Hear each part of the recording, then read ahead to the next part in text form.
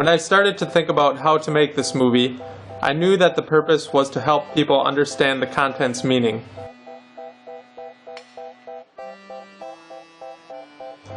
But when I thought about it some more, I realized that the most important thing making the movie is doing is that it's teaching me to understand myself. Why am I here?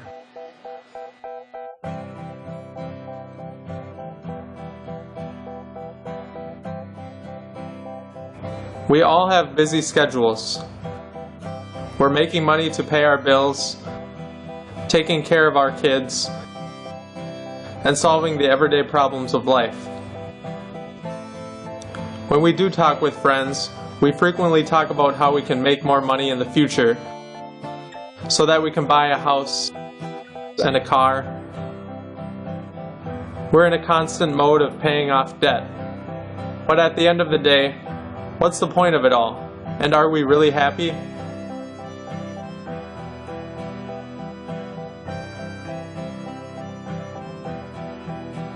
Many of us are living in situations where our kids are rebellious or unteachable. We fight with our spouse due to disagreements.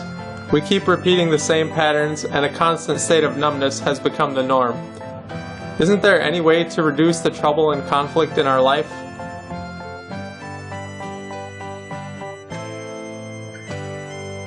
From my experience, I have come to wonder, what is the real purpose of praying in church or chanting sutras at the temple?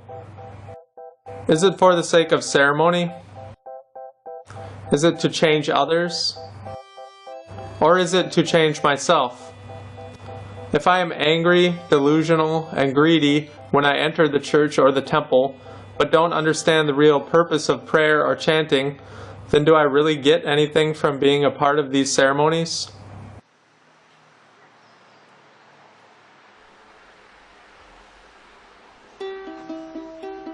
In Paris, France, a UNESCO Peace Conference recently took place.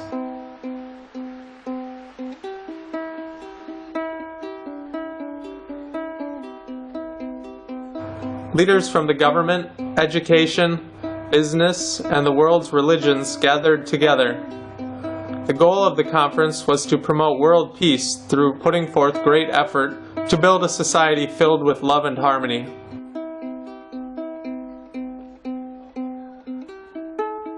We were very lucky to be able to go to the UNESCO headquarters in Paris, France.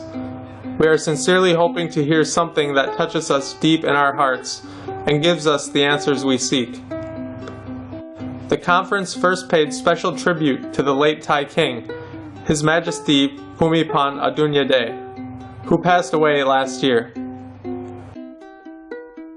The king reigned for more than 70 years, and his many royal projects helped millions of Thai people living in rural areas improve their lives through education, sustainable agriculture, improving the economy, and more. His Majesty was fondly known as the Development King, and his approach to sustainable development was based on the sufficiency economy philosophy. His Majesty King Bhumibol's portraits are seen at the airport, in the street, in shops, and in cinemas in Bangkok. At the sight of the portrait, Thai people would join their palms, kneel down, and bow as a sign of respect for His Majesty. I was amazed to learn that the king worked tirelessly for decades visiting rural areas of Thailand in order to help the poor improve their lives.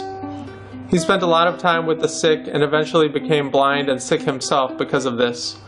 Despite becoming sick, he continued to visit the sick Thai people until one day he got so sick that he passed away.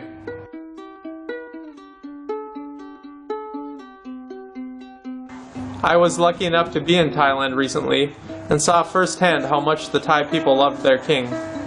Millions came from all over Thailand and other countries around the world to pay respects to His Majesty. The Thai people always say, "We may not have the best country in the world, but we have the best king."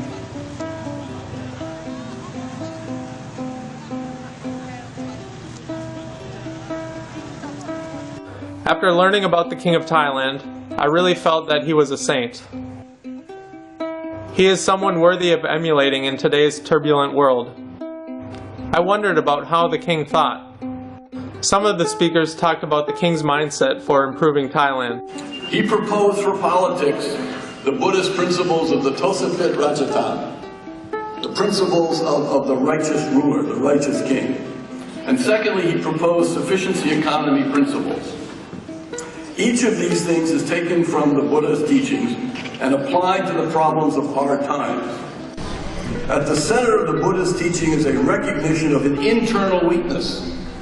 Our emotions give rise to destabilization and unsustainability inside ourselves. They cut us off from flourishing and from a sense that all things are going well.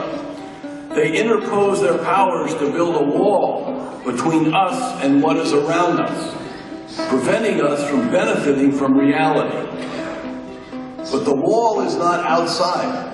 The wall is only in our minds and hearts. We actually imprison ourselves. So the key to freedom is in our own minds. I felt that what the Buddha had to teach was very practical. He taught people how to effectively live in the world. As an American, I think his teachings could be very useful in my country. Although monetarily we are one of the richest countries in the world, we are also one of the most depressed. I really enjoyed the talk by film producer Titus Lieber, who talked about how the real problem of today's world is not climate change, it is the thoughts people are having, the mental pollution. There's probably no better path than the Buddhist path to work against that, towards an ecology of the mind. An ecology which takes care of how we perceive things, not only how we do them, but how, according to Buddhist teachings, we perceive and we conceive our thoughts and our actions, because action is only coming after we perceive them in our inner thinking. Perhaps the first step to having a happier life is to first change our own minds and hearts. But how do we do this? What are some practical ways of changing ourselves? And how do we know if we are really becoming better? We all think we are the hero of our own life. But if we think in this way, how can we be sure we aren't causing others harm? The truth is, we discriminate against others.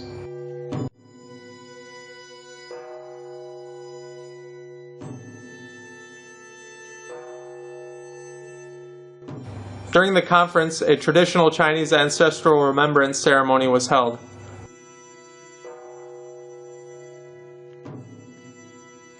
Throughout history, the Chinese people have attached particular importance to remembering ancestors. But why? As the respected Professor Jing Kong teaches, all conflicts stem from the family. A person who has conflicts with their parents or siblings will inevitably have conflicts with others.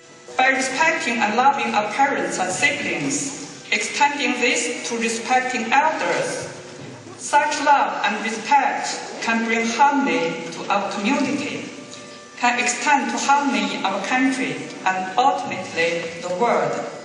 The Analects of Confucius explains, let there be careful attention to performing the funeral rites to parents, and let them be commemorated with ancestral remembrance ceremonies. Through this, the people will recover their innate virtue. If we can organize our parents' funerals carefully and remember our ancestors, social customers will naturally become honest. Why is this? If a person always keeps their ancestors in mind and can commemorate them regularly, how can they possibly not look after their parents? Learn how to be a good son, and one will know how to be a good father. Learn how to be a good subordinate, and one will know how to be a good leader. Learn how to serve people properly, and one will know how to appoint people to appropriate tasks. According to Chinese philosophy, of all the virtues, filial piety is the most important. When we respect and love our ancestors, our parents, and our siblings, we will naturally respect and love others. After the ancestral remembrance ceremony, we spoke with Peter Erzman, an American living in Paris, about his views of the ceremony. Have you ever tried anything to pray for ancestors in this kind of event? This was the first time. I've heard of Sweeping Day and other similar smaller events in China where they remember their ancestors, but this was the first time I've seen this large of a ceremony. It was very interesting and also good to think about what Westerners or what my family does to remember our ancestors. These photos, and maybe don't have a set time every year where we do that, but Christmas time is kind of a time of year where we look at photos and remember family, but it's not such a set thing, and it's definitely not just the ceremony as a whole is very different from Western culture. I think there are a few elements that are similar, besides the ceremony itself and other religious type ceremonies. But there was the drum and the bell, which were used often, and also a small band playing traditional instruments. So being a music person, I enjoyed seeing those elements of music. And then a very slow pace to the whole ceremony, which was striking.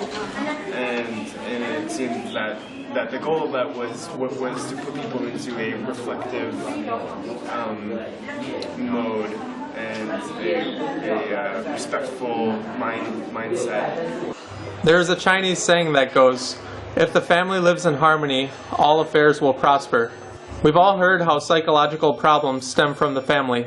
By respecting and commemorating our parents and ancestors, perhaps we can eliminate our selfish tendencies created in childhood, and in doing so change ourselves, our family, our community, and our world.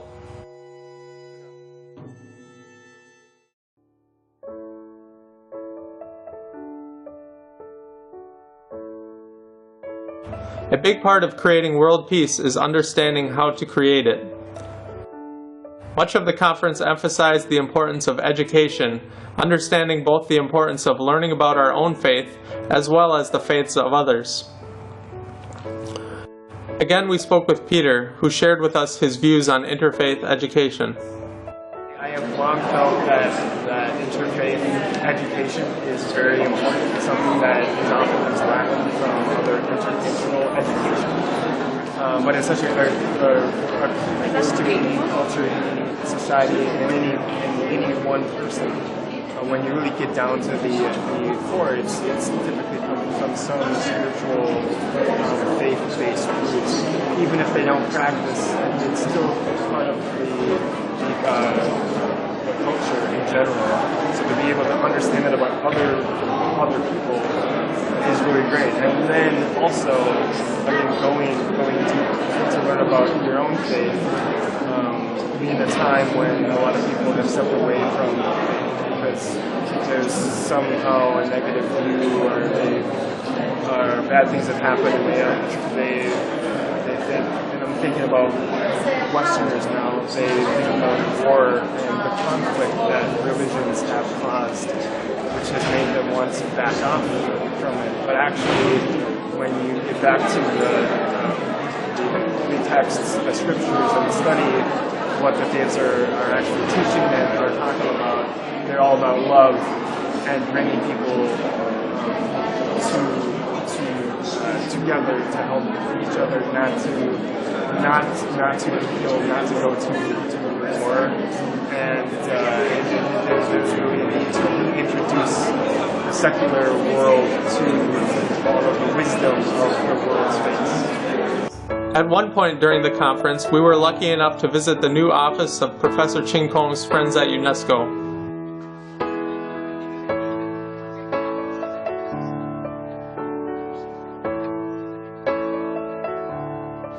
Professor Ching Kong is a Dharma teacher who has been using the internet and other media for more than 60 years to teach people how to correct ourselves and live in harmony with each other. 真心是一切法的源头。 I was really impressed that Master Ching Kung was using the internet and technology many years ago to teach people. Professor Ching Kung has been working with UNESCO for years in order to spread the message of love and harmony to the world. Hopefully his office will be used as a platform for connecting with people who have the goal of creating love and harmony in the world.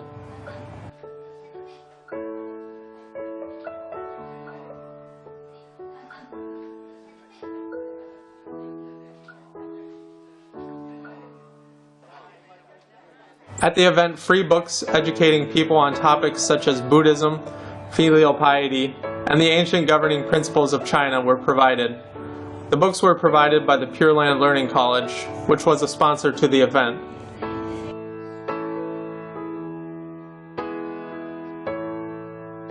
The film producer Titus Lieber introduced 2 multimedia visualization projects that promote the Buddha's teachings of peace. The first is a visualization of Wat Prakao, the temple of the Emerald Buddha in Bangkok, and the second is the Borobudur, the largest Buddhist temple in the world, located in Java, Indonesia. By using computer technology, our learning becomes more interactive and a stronger impression is made. The projects are meant to teach people about who the Buddha was and what he taught. This is done through animations, audio, and images. At Darling Heights State School in Toowoomba, Australia, intercultural and interfaith education has been put into practice.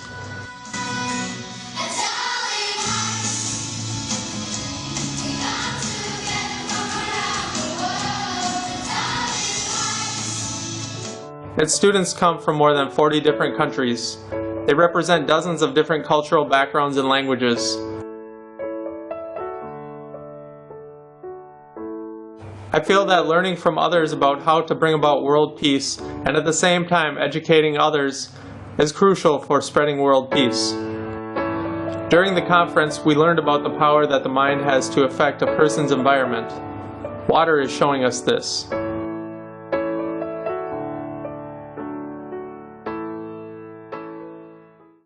With countless experiments, we found that water can see, hear, smell, taste, sense, and feel. Water can receive and reflect the messages of human thoughts and the universe through the shapes and contents of the water crystals.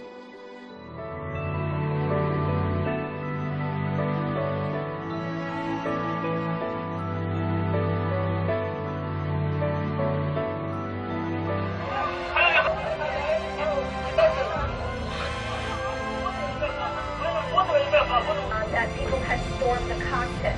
We also learned that on one of the flights, the American Airlines flight that went into the World Trade Towers, the flight attendant... 我们起心动念，言语造作，谁知道？ According to the Buddhist Avatamsaka Sutra, all phenomena come from the mind. I think that through educating ourselves on how to create peace in our lives, we can finally create peace in society.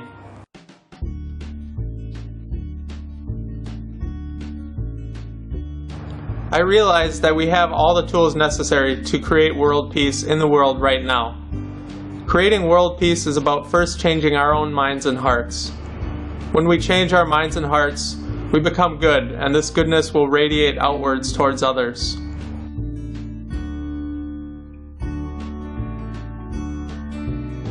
In order to create world peace, we must have interactions with others. No interaction leads to misunderstandings, which can turn into negativity and disasters. We create opportunities for ourselves and others by connecting with enterprises, other religious groups, musicians, artists, and people who speak other languages. The best national defense is education. The best self-defense is self-discipline. If every one of us can work on the original issues, we believe that world peace is possible.